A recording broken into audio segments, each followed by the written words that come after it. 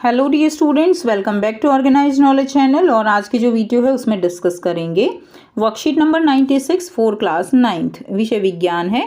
और ये वर्कशीट आपके लिए 23 फरवरी 2022 के लिए शेड्यूल की गई है।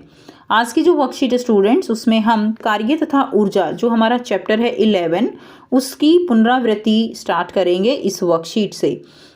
वर्कशीट शुरू करने से पहले प्लीज़ चैनल को सब्सक्राइब कर लीजिए, बेल आइकन को भी प्रेस कर लो ताकि आपको आने वाली वीडियोस की नोटिफिकेशन वो समय से मिल जाए। देखिए क्या दिया गया है आज की वर्कशीट में। यदि एक बल के लगने पर किसी वस्तु की विराम अवस्था अथवा गति की अवस्था में परिवर्तन आता है तो हम कहते हैं कि उस बल द्वारा कुछ कार्य हुआ है। यानी हम किसी भी वस्तु पर जब बल लगाते हैं और वो वस्तु अगर गति में है तो विराम अवस्था में आ जाती है, और विराम अवस्था में है तो गति में आ जाती है। तो ऐसा जब परिवर्तन होता है तो हम कहते हैं कि बल जो लगाया गया है उसके द्वारा कुछ कार्य हुआ है। इसलिए पढ़ना, लिखना, सोचना, बातें करना वैज्ञानिक रूप से कार्य की श्रेणी में नहीं आते हैं। एक नियत बल द्वारा कार्य होने की कौन कौन सी परिस्थितियां हैं? ए है वस्तु पर कोई बल लगना चाहिए। बी है वस्तु जो है विस्थापित होनी चाहिए, यानी बल होना चाहिए और वस्तु विस्थापित होनी चाहिए, यानी कोई ना कोई दूरी उसने तय जो है की हो। यदि इनमें से कोई भी परिस्थिति पूरी नहीं होती तो कार्य नहीं किया गया। कुछ उदाहरण जहां कार्य नहीं होता, जैसे एक स्थिर दीवार को धकेलना, यानी अगर आप दीवार पर धक्का लगा रहे हो, दीवार सरक नहीं रही है, इट मीन्स कि कार्य नहीं हो रहा है। एक विद्यार्थी का अपने बस्ते के साथ एक स्थान पर खड़े रहना, तो उसमें बल तो आपका लग रहा है लेकिन कोई भी दूरी वहां पर तय नहीं की जा रही है बस्ते के साथ, इसीलिए कार्य 0 रहेगा। सिनेमा देखना, बात करना, ये जो है कोई भी कार्य नहीं है। नेक्स्ट देखिए, एक बल द्वारा किए गए कार्य का गणितीय परिमाण जो है वो हम कैसे निकालेंगे। एक बल द्वारा किए गए कार्य का गणितीय परिमाण। एक बल द्वारा किया गया कार्य किसके द्वारा प्रदर्शित किया जाता है? W के द्वारा प्रदर्शित किया जाता है। अब बल यानी जो कार्य है उसको हम कैसे परिभाषित कर सकते हैं कि एक बल द्वारा किए गए कार्य का परिमाण, यानी जो भी बल हम लगा रहे हैं वो कितना कार्य करेगा, वो निर्भर करता है वस्तु पर लगे बल के, और उस बल के द्वारा उस पर हुए विस्थापन द्वारा प्रदर्शित किया जाता है। यानी जो हमने बल लगाया उस बल के कारण वस्तु के अंदर कितना विस्थापन हुआ, ठीक है, वो हमें क्या बताएगा? वो हमें किया गया कार्य जो है उसके बारे में बताएगा। यानी जो कार्य होगा वो बल तथा विस्थापन के गुणनफल के बराबर होता है। जैसे किया गया कार्य बराबर है बल गुणा विस्थापन, W बराबर है F गुणा S, ठीक है, W बराबर है F गुणा S। अब देखिए, जब किसी वस्तु पर बल किसी कोण से लगता है तब किया गया कार्य होता है। यानी जब भी किसी वस्तु पर बल लगता है, अगर वो किसी कोण से लग रहा है तब किया गया कार्य किसके बराबर होता है? W बराबर है FS cos थीटा, ठीक है। और यह एक अदिश राशि है, यानी इसकी कोई भी दिशा नहीं होती है, ठीक है, इसीलिए इसका केवल क्या होगा? परिमाण होगा, इसीलिए ये एक अदिश राशि होती है। कार्य का मात्रक क्या होगा बेटे? अब देखिए हमने क्या लिखा, कार्य बराबर है बल गुणा विस्थापन, ठीक है। तो कार्य जो है यानी W बराबर है बल क्या है हमारे पास F, और विस्थापन क्या है हमारे पास S। तो F इंटू S ये क्या है? ये जो है हमारा क्या है? कार्य है।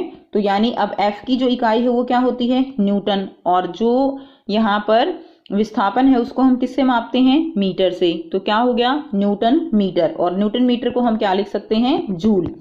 1 न्यूटन मीटर बराबर है 1 जूल। तो अब यहाँ से अगर हम 1 जूल को परिभाषित करें तो क्या लिखेंगे? यदि 1 न्यूटन बल, ठीक है, बल कितना लगाया? 1 न्यूटन।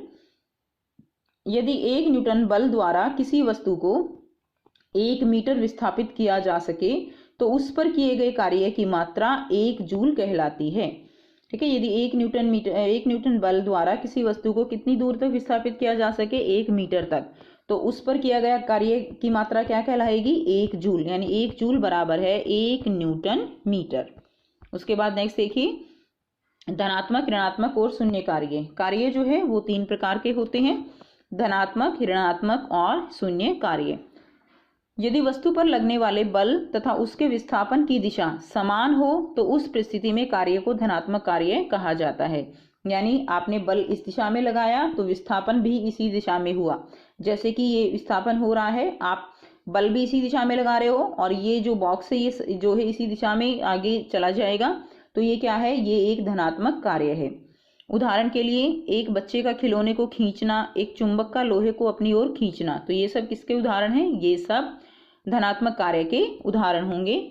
नेक्स्ट है, यदि वस्तु पर लगने वाले बल तथा उसके विस्थापन की दिशा एक दूसरे के विपरीत हो तो उस परिस्थिति में किए गए कार्य को ऋणात्मक कार्य कहा जाता है। यानी आप बल इस दिशा में लगा रहे हो लेकिन विस्थापन विपरीत दिशा में होगा तो उसको क्या कहा जाएगा, ऋणात्मक कार्य कहा जाता है। उदाहरण, चलती हुई कार में ब्रेक लगाना, एक गोलकीपर द्वारा फुटबॉल को रोकना। तो फुटबॉल जो है वो आगे की तरफ जा रही है लेकिन गोलकीपर क्या करता है, उसको विपरीत दिशा में बल लगा के उसको रोक देता है। ठीक है, तो इस केस में दो कंडीशन है, या तो बल जो है वो आप आगे की तरफ लगा रहे हो लेकिन विस्थापन दूसरी तरफ हो, या हो सकता है कि विस्थापन जो है वो आगे हो रहा है लेकिन आप बल उसके विपरीत दिशा में लगा रहे हो। तो दोनों ही कंडीशन में क्या होगा, ऋणात्मक कार्य होगा। उसके बाद एक बल द्वारा किया गया कार्य शून्य भी कहलाता है। कब कहलाएगा, यदि बल द्वारा वस्तु की अवस्था में कोई भी परिवर्तन न आए अथवा बल तथा विस्थापन एक दूसरे से समकोण पर हों, तो वो क्या होगा, तब किया गया कार्य शून्य होगा। जैसे हमने दीवार का उदाहरण लिया, बल तो लगा रहे हैं लेकिन विस्थापन नहीं है तो कार्य शून्य है। उदाहरण है, पृथ्वी के चारों ओर चक्कर लगाता एक उपग्रह, तो ये क्या है, ये जो है शून्य कार्य का उदाहरण है। और कुली के सर पर बोझा, तो ये भी क्या है, ये भी शून्य कार्य का उदाहरण रहेगा। आपको यहाँ पे बहुत ही आसान से स्टूडेंट्स 5 क्वेश्चंस दिए गए हैं। पांचों क्वेश्चंस को हम 1 बाय 1 डिस्कस करेंगे। कीजिए, तो परिभाषा देंगे, किया गया कार्य और एक जूल कार्य को परिभाषित करना है। कार्य क्या होगा, एक बल द्वारा किए गए कार्य का परिमाण वस्तु पर लगे बल और उस पर हुए विस्थापन द्वारा प्रदर्शित किया जाता है, जो बल तथा विस्थापन के गुणनफल के बराबर होता है। ठीक है, तो किया गया कार्य क्या होगा, किया गया कार्य बराबर है बल गुणा विस्थापन। और इसके लिए हम लिखेंगे W जो है क्या है, कार्य है, जैसा हमने अभी वर्कशीट में पढ़ा। बल को हम किससे निरूपित करते हैं, F द्वारा, और विस्थापन क्या हो जाएगा, S हो जाएगा। ठीक है, तो W is equal to F into S। उसके बाद देखिए, एक जूल को परिभाषित करेंगे। यदि 1 न्यूटन बल द्वारा किसी वस्तु को 1 मीटर विस्थापित किया जा सके, उस पर किए गए कार्य की मात्रा 1 जूल कहलाती है। तो 1 जूल यानी बल कितना लगेगा, 1 न्यूटन बल लगेगा और जो वस्तु है वो 1 मीटर दूरी पर विस्थापित की जा सकती है। ठीक है, नेक्स्ट देखिए, क्वेश्चन नंबर 2 आपको दिया गया है, वैज्ञानिक रूप से कार्य होने की परिस्थितियां या दशा बताइए। तो वैज्ञानिक रूप से कोई भी कार्य कब माना जाता है, यानी वस्तु पर कोई बल लगना चाहिए। पहली परिस्थिति है कि वस्तु पर कोई ना कोई बल जो है वो अवश्य लगना चाहिए, और दूसरी है वस्तु जो है वो विस्थापित होनी चाहिए। यदि इनमें से कोई भी परिस्थिति पूरी नहीं होती है तो कार्य नहीं किया गया। ठीक है, तो दोनों ही जो परिस्थितियां हैं होनी चाहिए। W is equal to F into S है ना, तो बल भी लगना चाहिए और वस्तु विस्थापित भी होनी चाहिए। नेक्स्ट देखिए, प्रश्न 3 है, यदि 5 न्यूटन बल के प्रयोग से एक भार को 2 मीटर तक विस्थापित किया जाता है तो किए गए कार्य की मात्रा जो है आपको ज्ञात करनी है। तो यहाँ पर कार्य निकालने के लिए फॉर्मूला है बल गुणा विस्थापन। तो बल कितना है हमारा, 5 न्यूटन है और विस्थापन हो रहा है 2 मीटर का, तो 10 न्यूटन मीटर, न्यूटन मीटर को हम क्या लिख सकते हैं, जूल लिख सकते हैं। तो 10 जूल हमारा यहाँ से आंसर आ जाएगा। प्रश्न 4 है, अपने दैनिक जीवन से धनात्मक, ऋणात्मक और शून्य कार्य के उदाहरण दीजिए। तो धनात्मक कार्य, जिस दिशा में बल लगाया जाए उसी दिशा में अगर विस्थापन होता है तो उसे धनात्मक कार्य कहते हैं। उदाहरण, एक बच्चे का खिलौने को खींचना, एक चुंबक का लोहे को आकर्षित करना, ये धनात्मक कार्य का उदाहरण रहेगा। ऋणात्मक कार्य है कि जिस दिशा में बल लगाया जाए और विस्थापन दूसरी दिशा में हो तो क्या होगा, ऋणात्मक कार्य होगा। उदाहरण, एक चलती हुई कार में ब्रेक लगाना।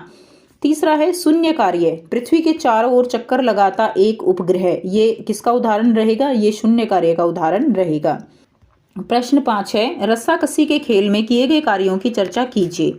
तो रस्साकसी के खेल में जो कार्य हैं उनकी चर्चा करनी है। तो रस्साकसी यानी टग ऑफ वॉर, दोनों टीमें क्या करती हैं, अपनी अपनी तरफ जो है इसको खींचने के लिए बल लगाती हैं। अब मान लीजिए ये विनिंग टीम है और ये जो है हारने वाली टीम है।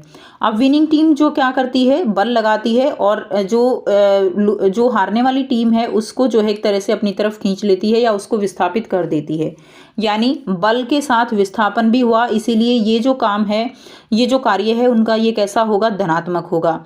लेकिन जो हारने वाली टीम है वो बल लगाती है, लेकिन जो दूसरी टीम है उसके अंदर कोई विस्थापन नहीं होता, इसलिए इस टीम के द्वारा लगाया गया जो बल है वो शून्य होता है। ठीक है, और इसीलिए हारने वाली टीम अपनी जगह से विस्थापित नहीं होती है और इनके द्वारा किया गया कार्य 0 होता है। तो ये थी स्टूडेंट्स आपकी आज की साइंस की वर्कशीट। आई होप सभी बच्चों को ये क्लियर है। फिर भी कोई डाउट है प्यारे बच्चों तो आप पूछ सकते हो। वीडियो अच्छी लगे तो वीडियो को जरूर से लाइक कीजिए, शेयर कीजिए और अपना सपोर्ट इसी तरह से बनाए रखिए। So thanks for watching, have a nice day.